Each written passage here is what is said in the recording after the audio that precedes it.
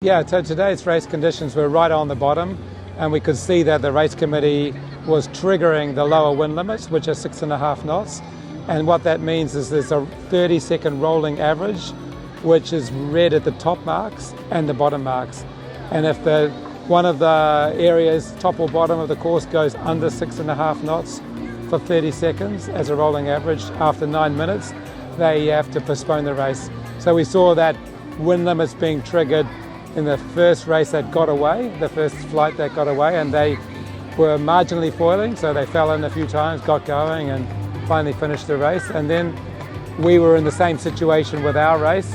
We were triggering the lower wind limits again, and in the end she decided that it was better not to race today. I think we're ready for everything. You know, this is quite typical of Barcelona.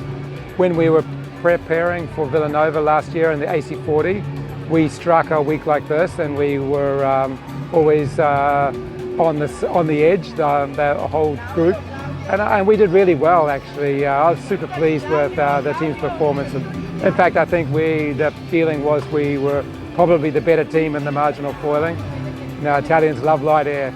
Yeah, well, the forecast going forward is actually really tricky. There's nothing good on the horizon. I don't want to say that to the whole team, but you know, it's quite tricky because we don't have the gradient wind, the wind that flows around a high pressure or a low pressure. It's not in the right place, and that means we're going to struggle to find a good sailing sea breeze for a while.